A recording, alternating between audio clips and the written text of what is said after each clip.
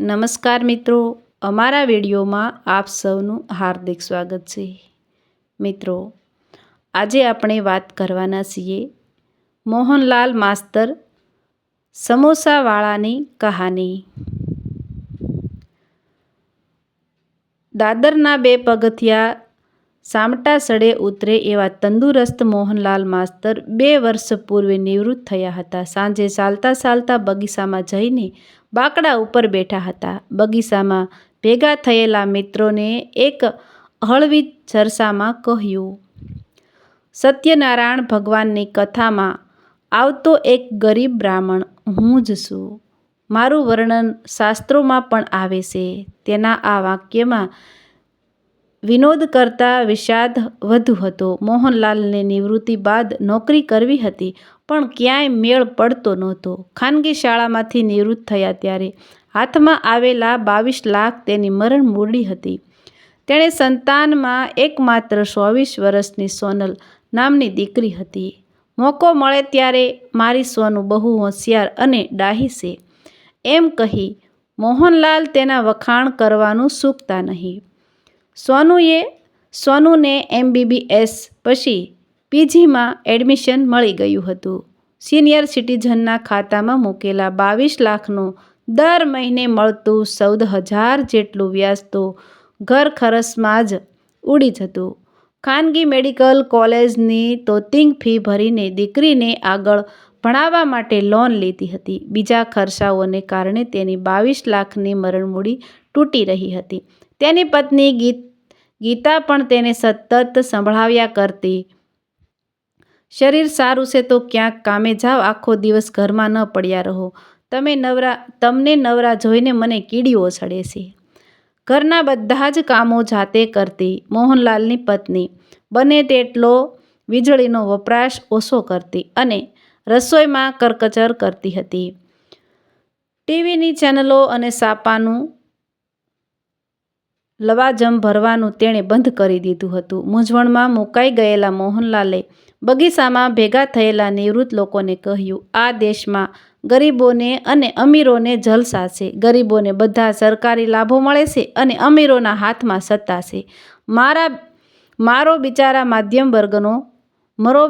માધ્યમ વર્ગનો થાય છે.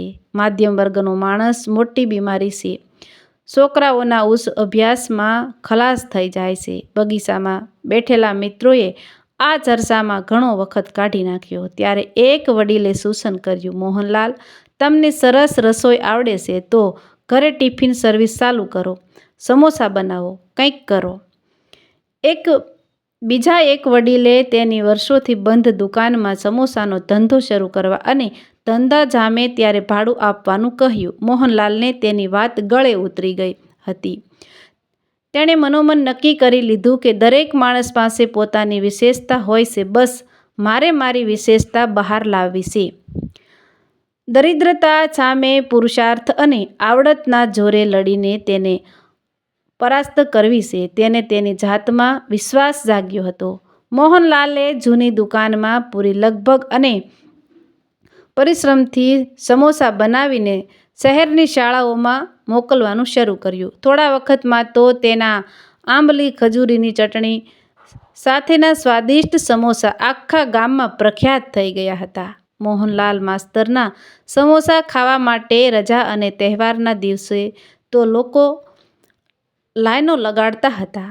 સવારે વિદ્યાર્થીને સાંજે દુકાનના સમોસા બનાવવા માટે માસ્તર અને તેની પત્ની સવારે વહેલી ઉઠી જતા. ઘરાકીને એકલા હાથે પહોંચી શકાય તેમ ન હોય. થોડા વખતમાં તેમણે 2 કારીગરો અને 4 માણસો કામે રાખ્યા હતા.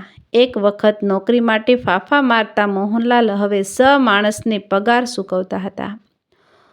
હોસ્ટેલમાં રહેતી વહાલસોઈ દીકરીનો અભ્યાસ પૂરો થવામાં હતો. તેના અભ્યાસ માટે લીધેલી લોન પૂરી કરવા માટે મોહનલાલ બધી જ કમાણી બેંકમાં જમા કરતા હતા. રાત દિવસ મહેનત મજૂરી કરીને તે લોનનું ટેન્શન પૂરું કરવા મથતા હતા. સારો ડૉક્ટર મૂર્તિઓ મળી જાય તો તેની ડૉક્ટર દીકરીને ધામધૂમથી પરણાવવાના સપનાઓ જોતા હતા. તેના સપનાઓ સાકાર થાય એ પહેલાં હોસ્ટેલના કાજલ મેડમનો એક ફોન આવતા મોહનલાલ અને તેની પત્નીની ઊંઘ હરામ થઈ ગઈ હતી.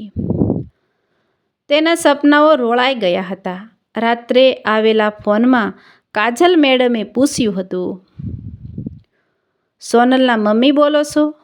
હા, હું તેની મમ્મી ગીતા બોલું છું. શું કામ છે? હું હોસ્ટેલમાંથી કાજલ બોલું છું. તમારી સોનલ કોલેજના સમીર નામના છોકરા સાથે ફરે છે.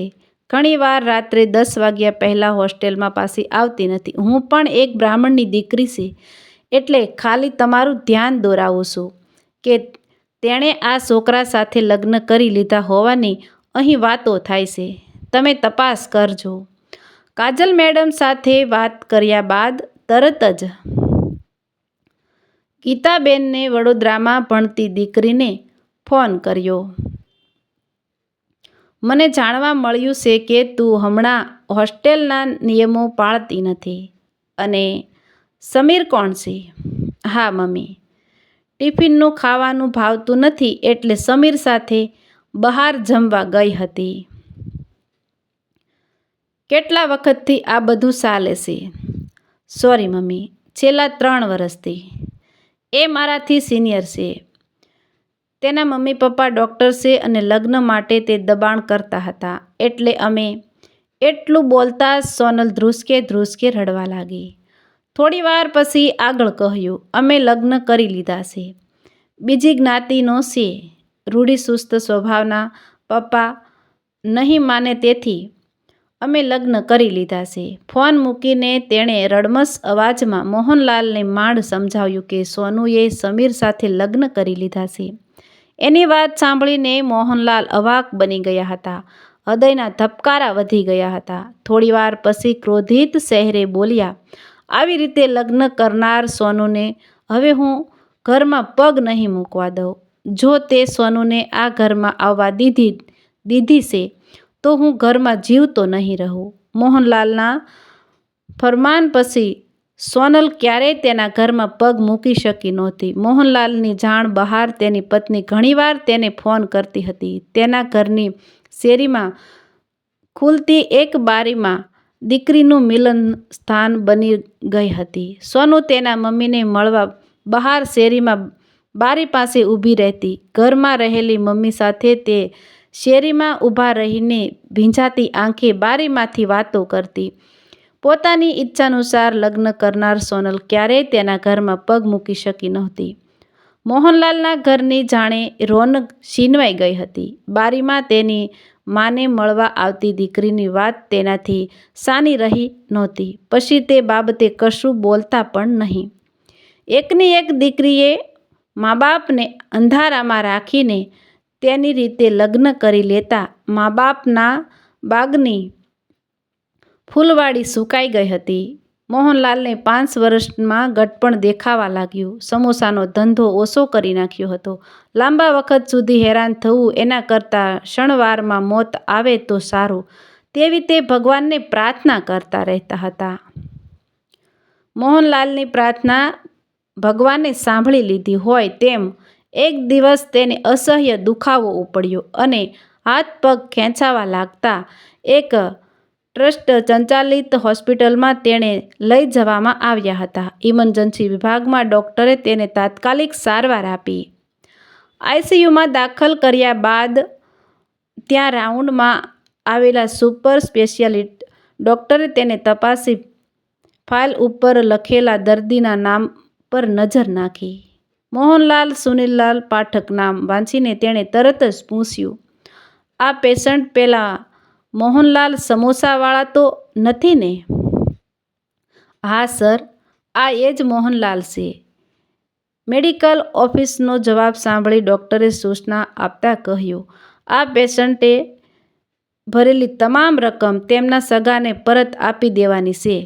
તેમની સારવારનો ખર્ચ મારા એકાઉન્ટમાં લખજો.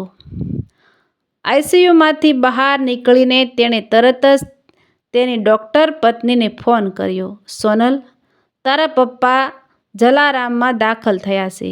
અત્યારે આઈસીયુમાં છે. પેરાલિસિસ છે. તું આવી જા. મારતે ઘોડે હોસ્પિટલ પહોંચી ગયેલી સોનલ તેના મમ્મીને સોંટીને રડવા લાગી. થોડીવાર પછી સ્વસ્થ થઈને તેના પપ્પાને તપાસવા આઈસીયુમાં ગઈ હતી. તેના પપ્પાનું અર્ધું અંગ ખોટું પડી ચૂક્યું હતું.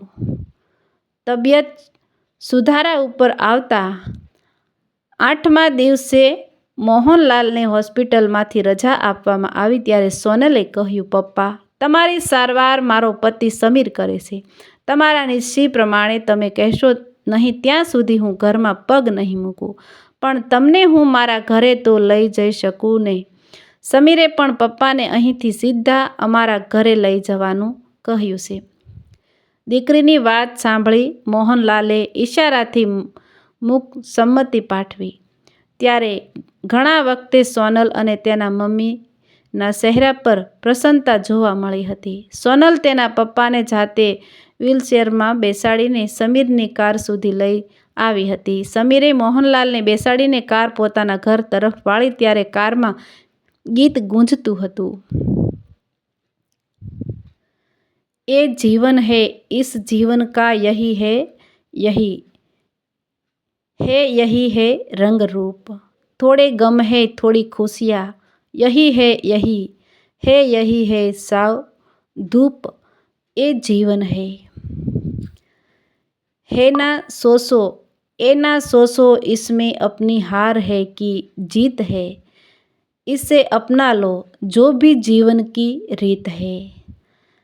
ए जिद छोड़ो, बंधन यूं ना तोड़ो, हर पल एक दर्पण है, ए जीवन है.